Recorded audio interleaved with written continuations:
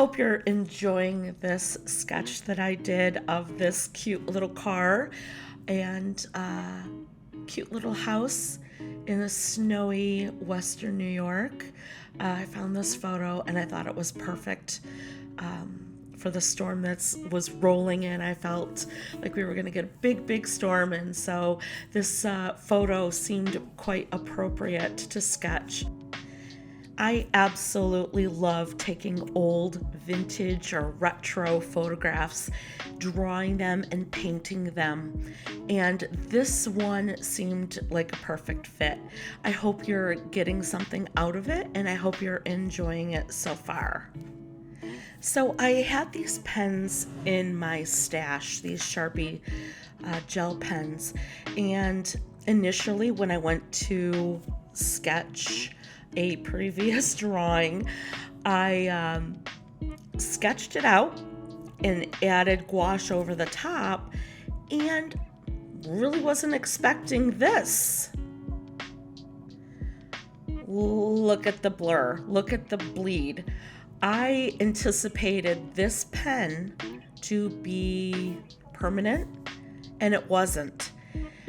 On the initial painting that I did, and I'll do another video of that, when it first happened, I was like, oh no, oh gosh, bled all that time I spent sketching.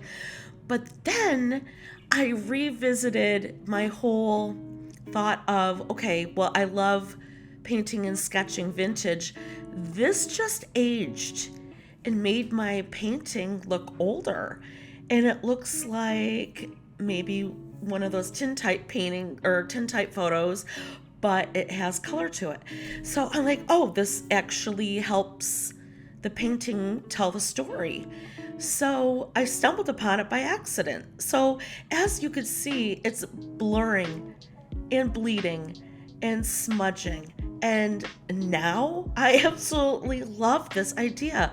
This other painting that I did, like I said, I'll do a video of it. This wasn't too long ago. I would say within the last month, I kind of discovered this. So if you are interested in coming up with some sort of a technique like this, oh my goodness, please explore and play with it, because you can get some really neat techniques. Like you could see right now on the car, on the side of that car where the doors are, how it bled. Now, my drawing table is on a slight incline. I would say it's maybe about 15-degree incline, and it just bled and ran. And normally you would say, no, that it's ruined, but really it's not. And lately I've been playing with some more techniques and trying to be a little looser. Typically I'm a heavy, tight painter. I love details. I love intricate areas, and I usually spend lots of time on my paintings. But this just freed me up, and it also, like I said, added to the story, added to the of making a piece look actually vintage. All right, adding the opaque white in over the top, and you can see that the paintbrush that I'm using, that big, thick, moppy brush, picked up the paint and the gel pen and mushed it and moved it around, and it kind of like dirtied it up, I guess, what you would say, and it carried those colors with it as I was adding this white on. And furthermore, it made it so it looked old. It made the painting look vintage without it being old. Now I love this number 6 mop brush. I absolutely love it. I believe it's a squirrel hair brush. It holds so much water and so much paint, and I will often grab this, my go-to, to start any of my washes, because I can go pretty far with it and not have to reload. right, so I'm just adding in some more snow. And boy, I'm telling you, in Western New York, we really get plummeted with snow. I'm not sure where you're watching from, but if you know anything about Western New York, you know us for snow. And the Buffalo Bills, of course. All right, now we've let it dry for a little bit, and we are going to go back into our next coats. This is a cute coffee cup my daughter got for me. All right, so I'm going to pick up this number 16 round. This is a cute Princeton brush that I absolutely love using too. This has more of a spring to the brush, so this will give me a little bit more of a sharper line, and I can get into some more details. So the colors I'm using in my gouache palette are Winsor & Newton. I love Winsor & Newton. Like I said in my previous video with my color pencil portrait, I think once you get into a brand you love, you don't want to let it go. Especially when you know that it works for you. It's excellent quality. It works for you. And this Winsor & Newton gouache is no different. I've been using it since college, which is, over 30 years ago. So I know that I can use it. I know what it's going to do for me.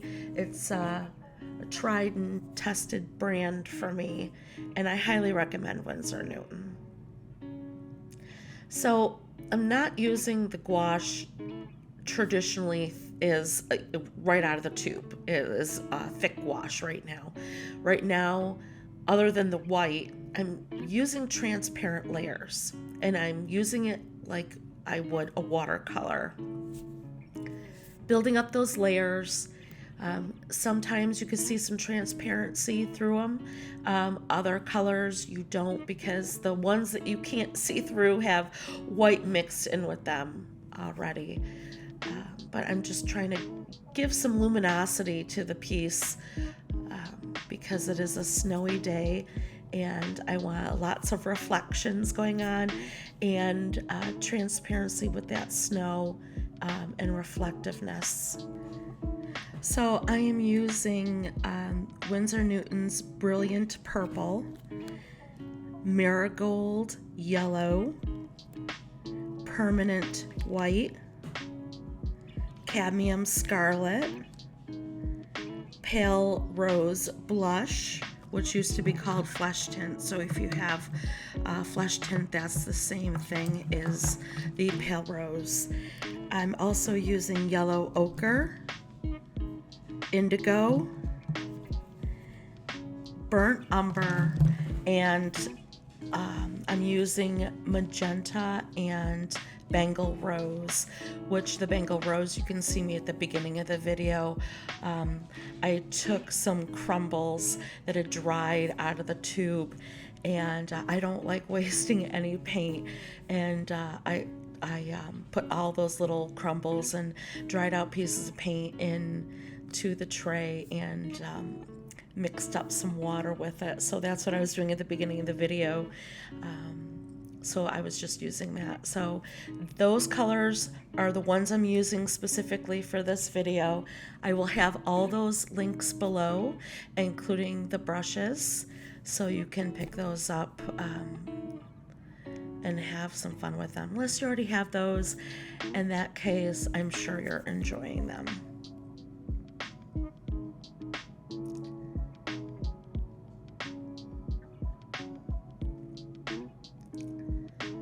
So in my photo reference, this car was, as you can imagine, that tomatoey red color, and it also had like a light yellowy ivory two-tone to it, and so I was just trying to achieve that.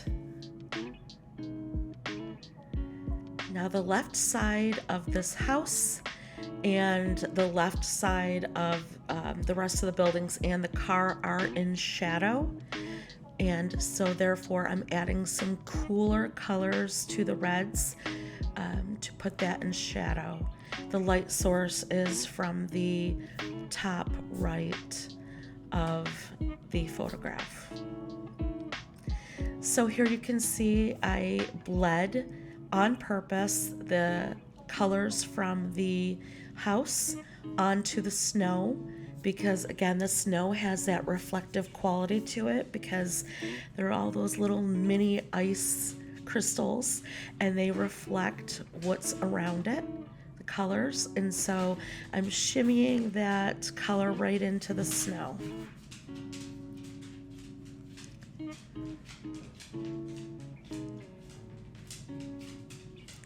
Come here, CJ. Come here, baby. I've got my pupper next to me. You can hear her walking around.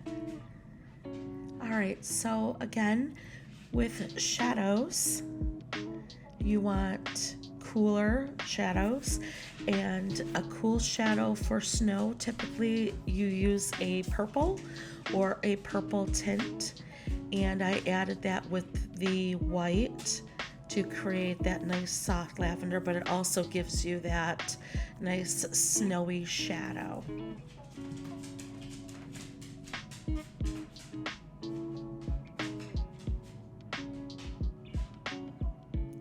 Actually, I think I'm using some ultramarine in here as well. I will link that down as in the cards below as well.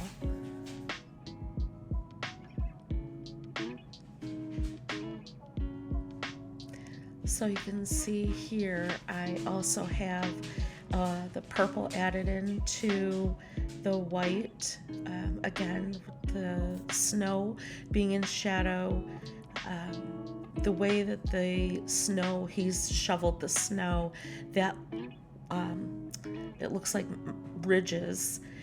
Those are in shadow because it's so tall.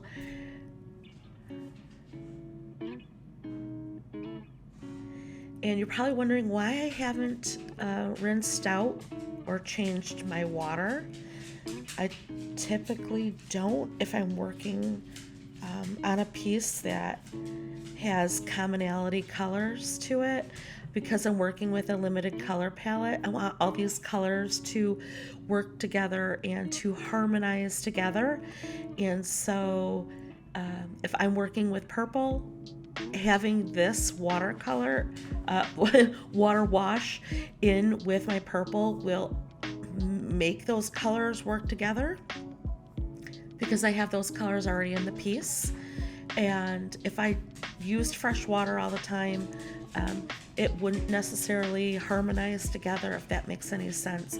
So having a little bit of that pigment in with the color that I'm laying down will help make those colors work well together. Sometimes when I'm teaching, I will liken it to when you have a small group of people that are singing. You have the melody and you have the harmony, and they work really well together. It's kind of like that with painting. When you have a group of colors that work really well together, you want them to mix and meld, and some take over others and others take over the others, and it kind of blends nicely together.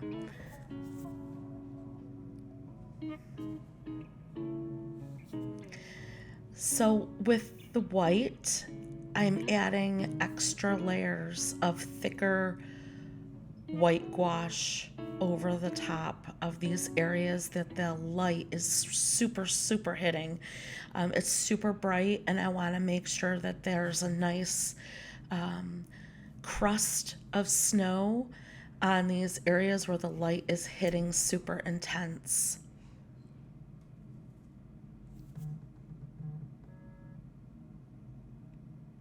When you work with gouache, you'll see, or if you have, you'll see that, or you know that white or light colors dry, dry a little darker, and dark colors dry a little bit lighter, and that's just the nature of gouache. So having that understanding will help you when you're pre-thinking about what colors to lay down and how much or how many layers. It'll help you give you that understanding.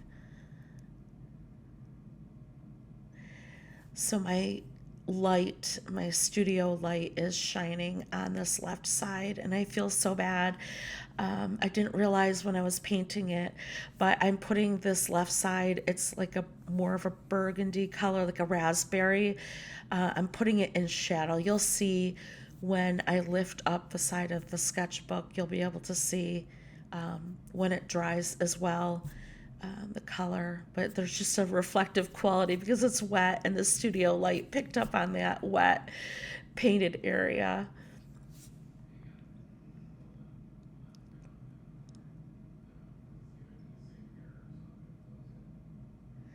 So I'm just still popping in some shadows, darkening up some layers.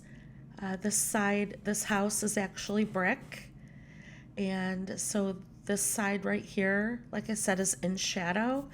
And so I'm adding some purples in with these oranges and reds, scarlet reds, to cool down the color.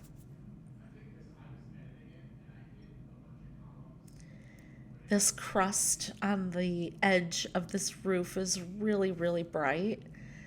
And so I just wanted to carve that back out and pop that back out.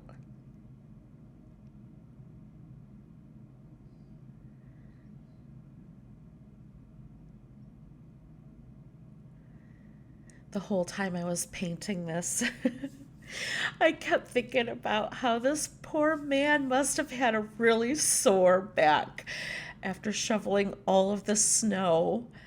And it looks to be like he was doing it by himself. And we just get that much snow around this area, and I can empathize with that.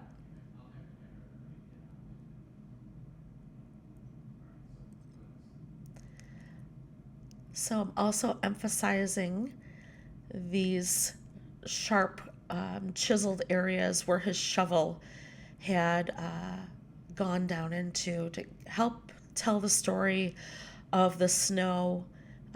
It's pretty packing snow, so it's pretty intense, those areas that he had shoveled, those sharp ridges.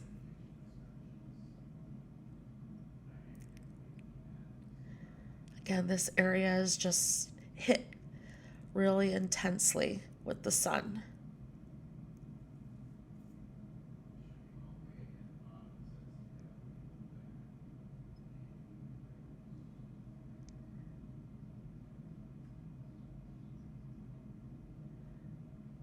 All right, I'm going to let you enjoy this painting.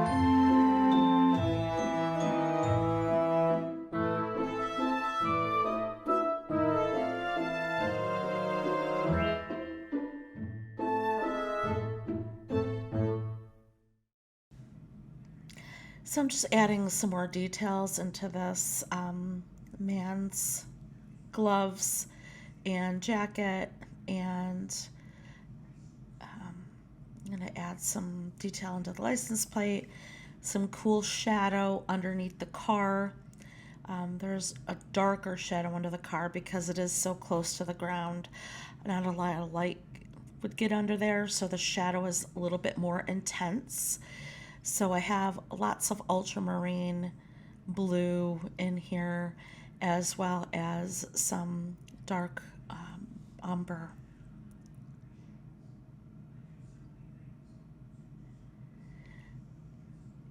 So I'm tapping out these shadows because I want to follow the ground. The ground is very crumbly from the snow, and I want to make sure that these brush strokes were very choppy to resemble the shadow on the snow.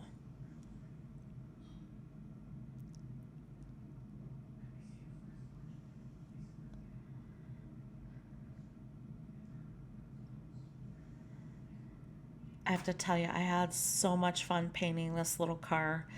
Every time I flip through my sketchbook, this is one of the pages I stop and stare at because I absolutely love this little car. I need to paint some more vehicles, especially vintage cars like this. They're just so much fun, and I think they bring a sense of nostalgia and fun to the painting.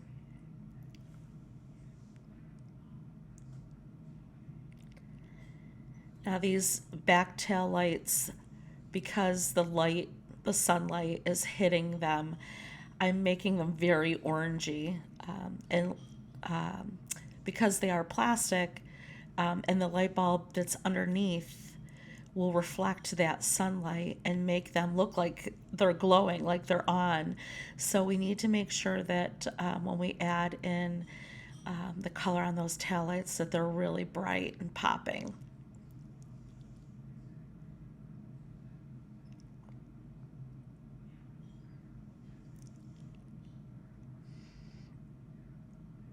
Just working on his denim.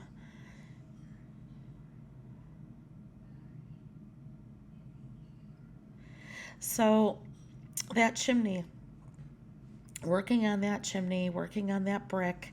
I do a couple layers of this brickwork. Again, this is in shadow, so I'm just tying in some darker colors. As you can see, the colors I'm using is like a dark burgundy. And I'm laying that in first, and then I'll layer in some other colors over the top of it. Because when you look at brick, typically there's a variety of colors in the brick. And I've got some yellow ochre on my brush right now just to highlight some of those bricks because they are in the sunlight.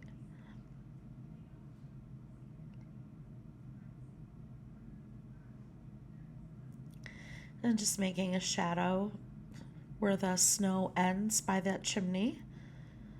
It might have melted.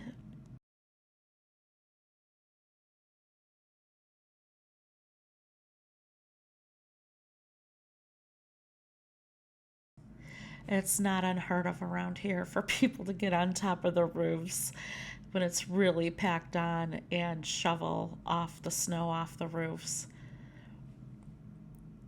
It just weighs so much, especially later in the winter season. It gets real heavy and wet as the temperatures warm up. Just adding in the antenna, details in his coat, and his boots, shadowing in the windows.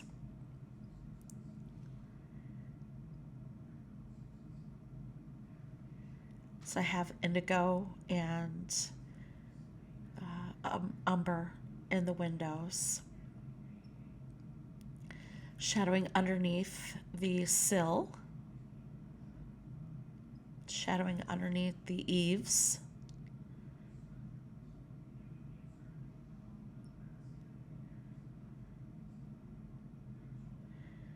And shadow on that edge of that chimney again. Putting some more detail on his gloves. These curtains. And just adding in some darker burgundy just to make a few of those bricks pop.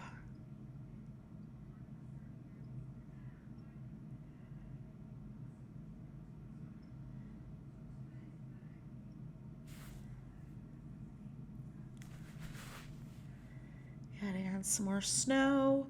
Now this time, this will be the last layer I'll be adding. So this time I have a very, very dry brush. I am making sure that I streak out what is on my paintbrush and really push down pressure on the bristles as I swoop down to the right, as you can see, just to give it that texture of snow. Again, here you just can't add enough white to make that snow pop. And some highlights on the car. There's some snow sitting there on the bumper.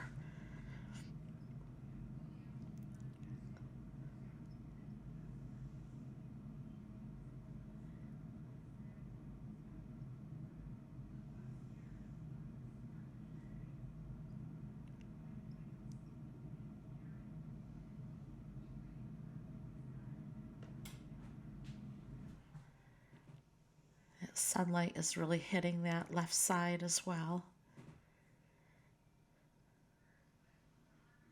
There's some icicles hanging over that window.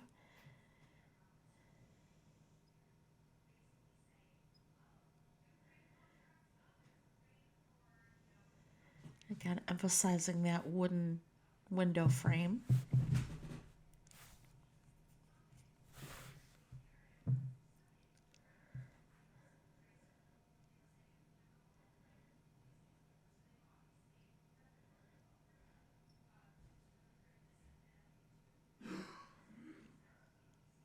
Lots of crumbles in that snow. Lots of hard snow crumbles. Yep, painted over that tire. I got crazy with the white. I have no idea what I was writing on that license plate. Just a bunch of random letters.